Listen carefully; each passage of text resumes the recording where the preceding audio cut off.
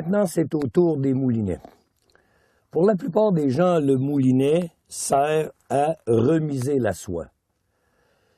C'est vrai quand on va pêcher des petites truites, par exemple, de 1 livre ou une demi-livre, mais quand on arrive dans du gros poisson comme de la grosse ouananiche ou du gros saumon, le moulinet a une importance capitale.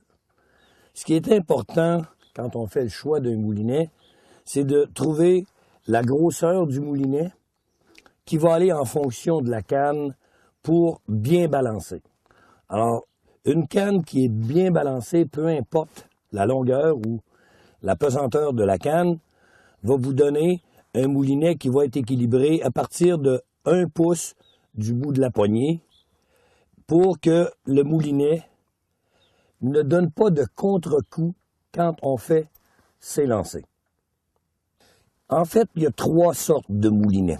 Il y a les anciens moulinets automatiques où on avait une palette en avant et on pouvait uniquement actionner la palette et la ligne rentrait. Ces rilles-là n'existent pratiquement plus sur le marché. Aujourd'hui, on peut considérer qu'il y a 2 types vraiment de moulinets. Le moulinet à action simple, comme celui-ci, et le moulinet multiplieur.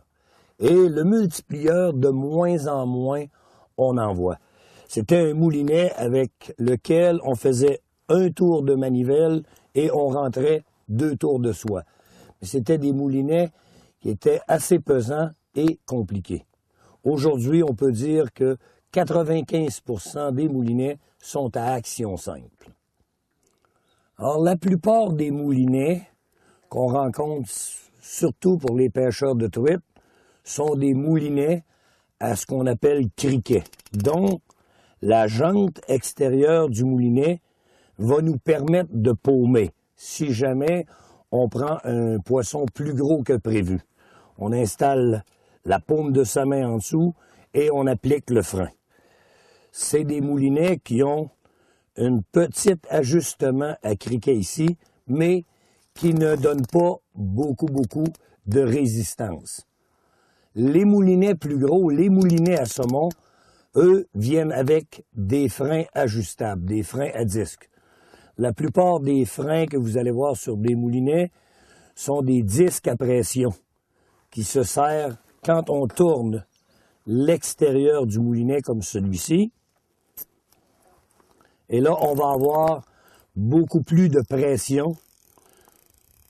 On va appliquer beaucoup plus de pression quand le gros poisson va partir. Ce qui est bien important d'avoir sur un moulinet, c'est d'avoir plusieurs trous pour l'alléger, premièrement, et avoir aussi un contrebalancier pour vous donner un roulement très égal.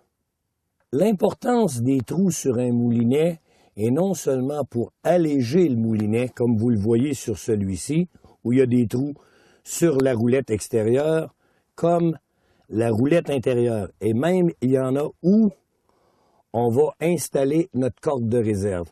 C'est très important parce que ça va aérer l'intérieur du moulinet et faire sécher sa ligne de réserve, qui est en dacron. J'aime bien ce moulinet Loomis. C'est un nouveau modèle qui vient d'être mis sur le marché. Ce que j'apprécie de ce moulinet-là, c'est qu'il y a vraiment tout. Il est complet. Alors, un bon frein à disque, ici, que l'on peut ajuster la tension avec criquet. Alors, on sait exactement comment donner la pression exacte quand on va prendre un gros poisson. La deuxième chose, c'est le fameux contrebalancier et l'avantage aussi d'être capable, parce que la jante extérieure, on peut paumer, donc je peux m'en servir avec la paume si je veux, et si je viens fatigué, bien là, je vais apporter un peu plus de frein et je vais être capable de changer de main. Vous savez, quand on prend un poisson, un saumon par exemple d'une 15aine de livres, le saumon ne se rentre pas tout de suite, là. Ça prend une demi-heure, des fois 3/4 d'heure à rentrer. Alors, de tenir la canne toujours de la même main, puis de paumer, bien, on vient fatiguer. Avec un moulinet qui t'offre les deux, ben ça te donne la chance de changer de main quand tu es fatigué. C'est idéal. Il y a plusieurs grosseurs de moulinets. Prenez ce petit moulinet-là qui va avec une canne de 7 pieds, puis qui a une capacité d'embobiner une soie numéro 4. Si on va sur ce gros reel à saumon ici, que j'utilise pour la pêche au saumon, c'est un moulinet qui peut embobiner une soie numéro 11 ou une soie numéro 12. C'est ce genre de moulinet que j'utilise quand je fais de la pêche avec une canne de 15 pieds. Ce qui est bien important quand on choisit un moulinet, c'est de toujours regarder sur la canne le numéro de la soie indiqué et de mettre un moulinet qui va s'accorder avec les numéros de la soie. Donc, si j'ai une canne qui demande une ligne 5 ou 6, je vais m'acheter un moulinet de cette grosseur, 5 ou 6. Ça va me donner l'opportunité de mettre une soie soit de 90 pieds ou de 115 pieds, plus un 100-150 verges de ligne de réserve. Les matériaux qu'on utilise dans la fabrication des moulinets pour cannes à moucher sont différents. Il y en a qui sont faits en plastique très solide. Il y en a qui sont faits en carbone, en graphite carbone, très dur. On utilise aussi l'aluminium, le magnésium et tout dernièrement, les moulinets en titanium.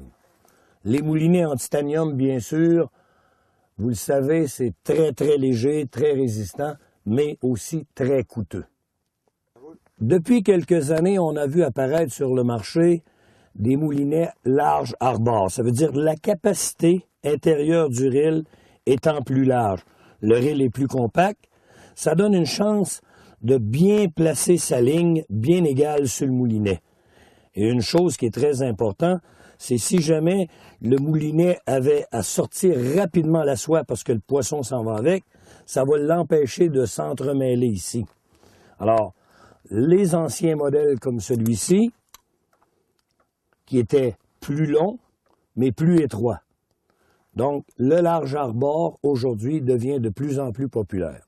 Il ne faut pas oublier une chose, c'est que quand on achète un moulinet, de s'assurer qu'on peut avoir des bobines interchangeables, comme ceci, ou sur un moulinet, sur une bobine, on va pouvoir mettre une soie flottante, si vous le voulez, et d'avoir la bobine interchangeable, où là, on pourra mettre une soie à bout de calan. Donc, en résumé, on va choisir un moulinet en fonction de ce que la canne va nous demander. Si la canne nous demande une soie numéro 7, on va choisir un moulinet dont la soie, la capacité va être 7 dans son moulinet. Il faut le choisir avec le plus de trous possible, de façon à bien assécher sa ligne de réserve.